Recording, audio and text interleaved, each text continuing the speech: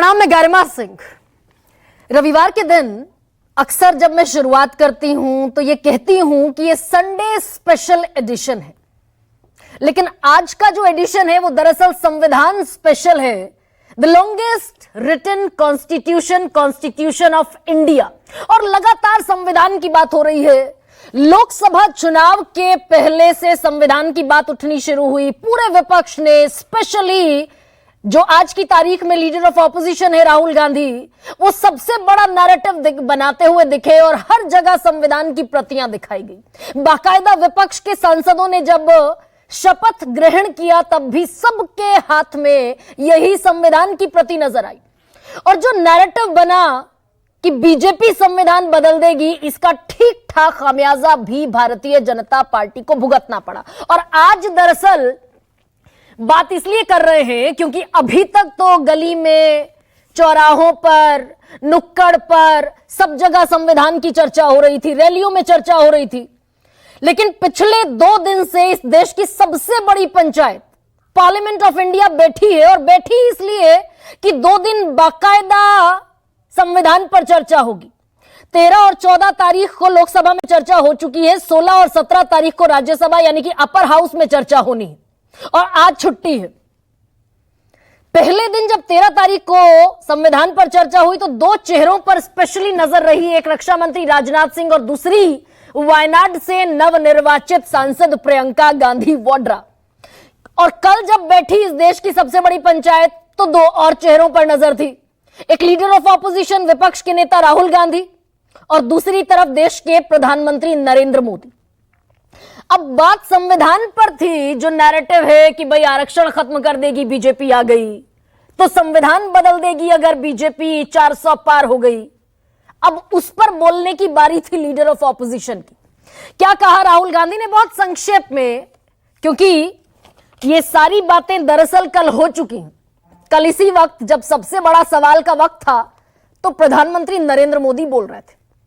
अब राहुल गांधी ने क्या क्या गिनवाना शुरू किया। एकलव्य की कहानी सुनाई और द्रोणाचार्य का, गुरु द्रोणाचार्य का जिक्र करते हुए कहा कि भाई एकलव्य को दीक्षा नहीं दी, लेकिन जब एकलव्य पारंगत हो गया धनुर्विद्या में तो अंगूठा मांग लिया, क्योंकि अर्जुन और दुर्योधन पीछे ना रह जाए। ये कहानी सुनाते हुए राहुल गांधी ने क्या कहा कि जैसे एकलव्य का अंगूठा गुरु द्रोणाचार्य ने मांग लिया, ठीक वैसे ही जब अडानी को धारावी देते हो तो छोटे उद्योगपतियों का अंगूठा काटते हो, एमएसएमईज का अंगूठा काटते हो। पोर्ट्स, एयरपोर्ट, डिफेंस जब अडानी को देते हो तो हिंदुस्तान के फेयर पॉलिसी बिजनेसेस में लगे हुए लोगों का अंगूठा काटते हो। लेटरल एंट्री करते हो तो फिर पिछड़ों का, गरीबों का अंगूठा काटते हो। अग्निवीर लाते हो तो युवाओं का अंगूठा काटते हो। पेपर लीक कराते हो तो युवाओं का अंगूठा काटते हो। किसानों पर गोली चलती है तो किसानों का अंगूठा काटा जाता है। ये सारी चीजें गिनवाते हुए कल राहुल गांधी नजर आए। मात्र 25 मिनट का भाषण था राहुल गांधी का, जिसमें क्या तथ्यों के साथ, आंकड़ों के साथ उसी नैरेटिव को राहुल गांधी और मजबूत करते दिखे, या फिर एक और मौका चूक गए। जिस नैरेटिव के साथ लोकसभा का चुनाव लड़ा, फायदा हुआ, क्या उसे और बिल्डअप किए जाने की विपक्ष के नेता के तौर पर जरूरत थी? चूक गए राहुल गांधी। और कहां पहुंच गए वीडी सावरकर पर? सावरकर का भी जिक्र किया, और अंग्रेजी में शुरुआत उन्होंने अंग्रेजी में की थी कि सावरकर कहते थे, the worst thing about the constitution of India is there nothing Indian about it. और बीजेपी इसी पर चलती है, सावरकर को पूजती है।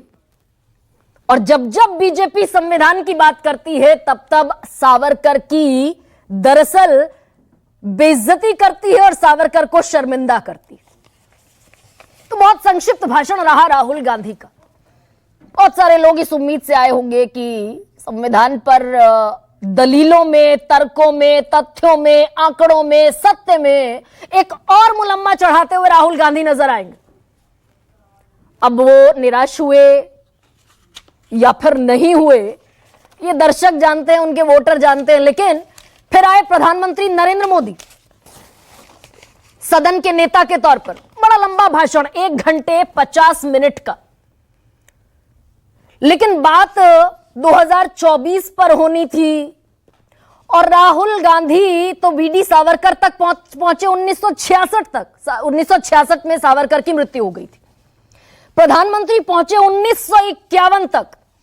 75 बार 6 दशक में कांग्रेस ने संविधान बदला। जो बीज देश के पहले प्रधानमंत्री नेहरू ने बोया, उसे खाद पानी देने का काम इंदिरा ने किया, राजीव गांधी ने किया, और राहुल गांधी भी यही काम कर रहे हैं। कांग्रेस के माथे पर जो इमरजेंसी का पाप है वो कभी नहीं धुलेगा। और यहां से फिर 1951 में नेहरू ने पहला संविधान संशोधन किया, संविधान की आत्मा को मारा।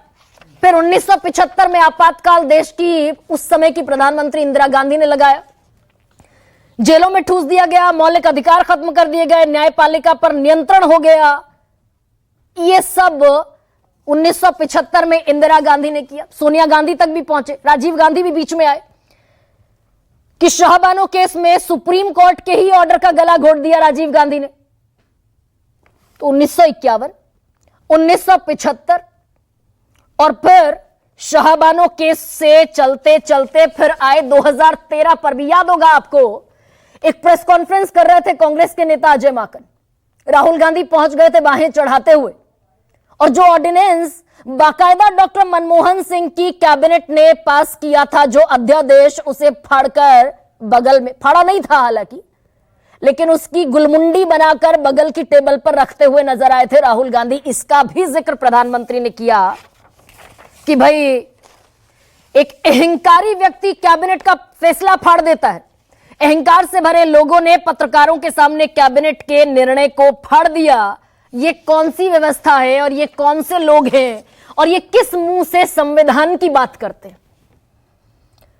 तो ये जो भाषण है 1 घंटे 50 मिनट का एक और 25 मिनट का एक, ये जरा संक्षेप में सुनिए कि किस अंदाज में 51 से लेकर और 2014 तक के पुलिंदे फटते नजर आए, प्याज के छिलके निकलते नजर आए। सुनिए जरा।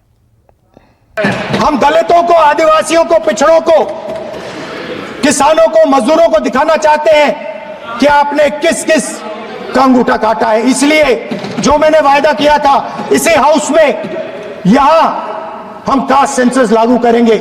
और जो मैंने पहले कहा था, जो आपको अच्छा नहीं लगता है, 50% रिजर्वेशन, उस दीवार को हम यहां तोड़ेंगे।